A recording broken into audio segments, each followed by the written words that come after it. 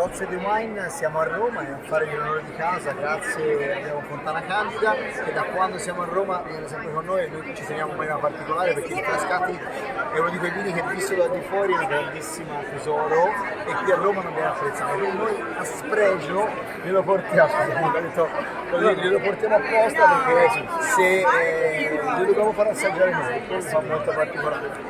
Ecco, la nostra giornata è un po' particolare, in questo momento l'inizio del caldo, eccetera.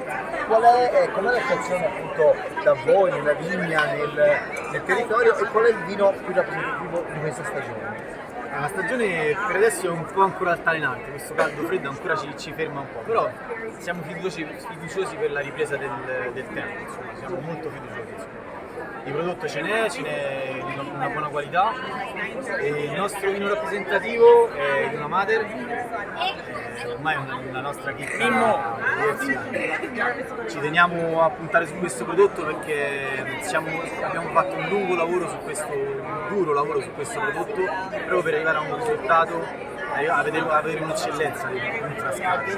Tu mi dicevi caldo, freddo, temperature alte, ma questo è un vino proprio che alterna i due momenti, in certi momenti prima la freschezza, in altri momenti il calore, la ricchezza, è un bello emblematico, no? Sì, un bel temporale estivo. Sì, esatto, perché ha comunque questa gradazione molto, tra virgolette, elevata, però è ben gestita nella struttura del vino, quindi è un vino molto importante, una struttura importante, comunque con una beva molto desiderevole, una beva molto diciamo tra virgolette facile, però con una bella struttura.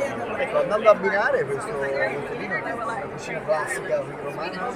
Qui lo possiamo abbinare veramente una bella grigia, la sua sapidità del vino, con la persistenzia del guanciale si specchia veramente alla grande. Sì.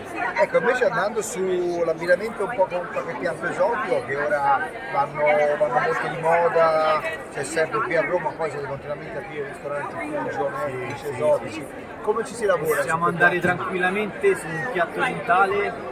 La sapidità di questo vino ci permette di accostarli. Questo lo date servito perché? Questo abbiamo messo in bel Santa Teresa. Ok, è sempre Frascati, però ok. Prima parlavamo di una riserva, questo invece parliamo di un'annata in corso 2022.